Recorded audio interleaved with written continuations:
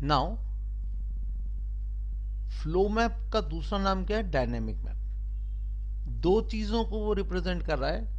एक चीज जो वो रिप्रेजेंट कर रहा है वो है फ्रीक्वेंसी, मतलब कितनी जा रही है, ठीक है। और एक है नंबर, मतलब अगर एक जगह पे 10 जा रही हैं बसें या ट्रेनें या जो भी जा रही हैं तो that will become it's frequency. और नंबर मतलब कितने लोग उसमें जा रहे हैं, ठीक है। नंबर मतलब सपोज 10 ट्रेनें जा रही हैं और सपोज वो 20 बार गई वहां से, तो उसकी फ्रीक्वेंसी हो जाएगी, समझ में। एंड नंबर ऑफ पैसेंजर्स, तो अभी जो हम मैप बनाया है ये सिर्फ नंबर ऑफ रेलवेज का बनाया है, अलग अलग चीजें दिखाई जा सकती हैं। मगर यहाँ का जो हमारा फ्लो मैप हम क्लास में यूज कर रहे हैं इस मोमेंट में, उसमें आप देखिए तो you are just seeing one thing, that is the number of trains that are going. तो यहाँ पर आप देखिए ट्रेन्स लिखी हुई हैं, Old Delhi to New Delhi 50 जा रही हैं, और मिनिमम ट्रेन्स जा रही हैं अगर आप देखो तो 6 जा रही हैं। उद्योग नगर से टिकरी तक अगर हम देखें तो 6 जा रही हैं। यस। अब फर्स्ट थिंग, जैसे अभी अभी हमने देखा था कि हमने देखा था कि नंबर देख सकते हैं, उसमें फ्रीक्वेंसी को देख सकते हैं, नंबर ऑफ पैसेंजर्स को देख सकते हैं। यहाँ पर वो कह रहा है सपोज हमारे को एक फ्लो मैप बनाना है तो एक तो हमारे पास रूट होना चाहिए जिसके ऊपर हम उसको दिखाएंगे। तो रूट अगर आप देखो तो ये रूट है रेलवेज का, तो हमारे पास दिया हुआ है एक रूट, है ना। तो इस रूट को हम यूज कर रहे हैं और इसी रूट के ऊपर गाड़ियां आ रही हैं, तो ये हमारा रूट मैप होगा। दूसरा उसने बोला data pertaining to the flow of good, number of vehicles and along the point of origin and destination. तो अगर आप देखो ये जो डेटा है ये कहाँ से ट्रेन चल रही है, ओल्ड दिल्ली से न्यू दिल्ली कितनी चल रही है, 50 ट्रेन चल रही हैं। तो ये क्या होगा, data pertaining to the movement of trains, ठीक है, from the point of origin. Point of origin अगर न्यू दिल्ली है और या ओल्ड दिल्ली है, उन दोनों के बीच में 50 है, ठीक है। तो ये होगा सिलेक्शन ऑफ द स्केल। अब एक स्केल आपने बना लिया कि कितनी ट्रेन्स के लिए आप कितने यूज करेंगे, तो वो जो है आपका स्केल होगा। जब हम कॉलेज में थे तो इसी डेटा से उन्होंने माइग्रेशन को दिखाया था। तो जब वो माइग्रेशन को दिखा रहे थे कि कौन सी कंट्री में कितने लोग आते हैं, तो जितना ज्यादा लोग एक कंट्री से दूसरी कंट्री में जा रहे हैं उतना वो थिक होता जाता था एरिया, और जहां पर कम हो जाता था वहां पर वो पतला हो जाता था। यही चीज आप इस फिगर में भी देख सकते हैं। ये देखिए यहां पर टिकरी कलान टू उद्योग नगर ये काफी थिन है। तो हम इस डेटा को चेक करते हैं। टिकरी कलान देखता हूं मैं, टिकरी कलान टू, हाँ ये रहा टिकरी कलान टू उद्योग नगर, यहाँ पर 6 हैं। और यहाँ पर आप साइज देखिए काफी पतला है, मतलब जितने 0.5 है से थोड़ा सा बड़ा है, ठीक है। उसके बाद उसने बोला अगर आप देखें सबसे थिकेस्ट होना चाहिए Old Delhi to New Delhi जो 50 है। तो ओल्ड दिल्ली और ये लिखा हुआ ओल्ड दिल्ली, ये लिखा न्यू दिल्ली, ओल्ड दिल्ली और न्यू दिल्ली, यहाँ पर ये ओल्ड दिल्ली यहाँ पर भी लिखा हुआ दिख रहा है आपको। तो ओल्ड दिल्ली और न्यू दिल्ली की जो बीच का जो डिस्टेंस है वो उस ये रहा न्यू दिल्ली लिखा हुआ। अब इन दोनों के बीच का जो डिस्टेंस है यहाँ पर थिकनेस सबसे ज्यादा है और वही थिकनेस आपको यहाँ पर भी दिख रही है।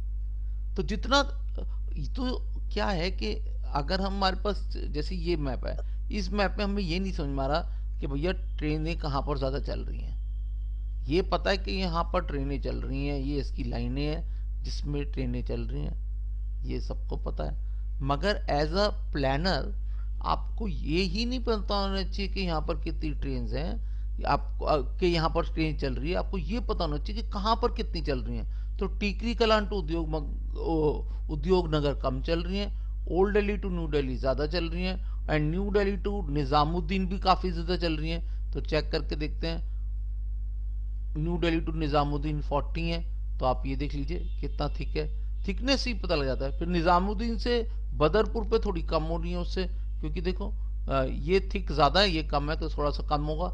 आप चेक करके देखते हैं तो हमें क्या दिख रहा है कि निजामुद्दीन टू बदरपुर और भी कम हो जाती हैं, ठीक है। एक बार इसे फिर से देखिए, take an outline map of Delhi, outline map of Delhi मिल गया हमारे को, ठीक है। तो मतलब ये मैप यूज कर सकते हैं, पहला पॉइंट होगा। Select a scale to represent the number of trains, trains के लिए तो ट्रेन्स का स्केल बनाएंगे। Maximum number of trains and minimum is 6, तो मैक्सिमम 50 है, मिनिमम 0.6 है। If we select a scale of 1 centimetre is equal to 50 trains, मगर वो कह रहा है कि अगर हम 1 सेंटीमीटर, आप देख रहे हो स्केल में इंचेस दूसरी साइड है और सेंटीमीटर दूसरी साइड है, तो वो कह रहा है कि अगर हम सेंटीमीटर के हिसाब से इसको रिप्रेजेंट कर रहे हैं, 1 सेंटीमीटर इज इक्वल टू 50, तो मतलब उसके 1 सेंटीमीटर के अंदर 10 मिलीमीटर होते हैं, ये तो आपको पता ही है ना। तो 1 सेंटीमीटर के अंदर 10 मिलीमीटर होते हैं। आप देखना इंच की ऑपोजिट साइड पे देखना, आपको सेंटीमीटर दिखेंगे, और 1 सेंटीमीटर के अंदर 10 मिलीमीटर है। तो वो कह रहा है the maximum and minimum number will be represented by a strip of 10 mm, मतलब सबसे थिक कितना हो सकती है, 10 mm हो सकती है, क्योंकि 50 ट्रेन है ना, एंड 1.2 mm थिकनेस रिस्पेक्टिवली। तो अगर 1.2 mm thickness respectively on the map, तो उसने कहा कि 10 mm आपका जो 1 सेंटीमीटर जो है उसमें 10 मिलीमीटर है, तो मतलब अब अगर हम उसको टोटल उससे डिवाइड कर देंगे 10 को, तो अगर 10 mm is equal to 50 train, तो मतलब 5 train is equal to 1 mm। करके देखो जरा, टोटल करके 50 को डिवाइड करके देखो किससे, 10 mm से, तो 0 0 कट जाएंगे, है ना। और इसको मैं आपको अभी करके दिखाता हूं, ठीक है। तो अब हम क्या देखते हैं कि 1 mm जो है वो अगर वो 5 ट्रेन को रिप्रेजेंट कर रहा है, तो 10 ट्रेन को हम कैसे रिप्रेजेंट करेंगे, 50 ट्रेन को हम 10 mm से रिप्रेजेंट करेंगे। 10 mm मतलब 1 cm, क्योंकि 10 mm बनाता है 1 सेंटीमीटर को। तो अगर 40 ट्रेन को रिप्रेजेंट करना है, तो उससे 2 mm कम करना पड़ेगा। क्यों, क्योंकि 5 ट्रेन रिप्रेजेंट करती हैं 1 mm को, यहाँ m और m लिखना जरूरी है, मिलीमीटर, ठीक है। और ये जो 10 है ये 10 मिलीमीटर होगा आपका, ठीक है, राइट।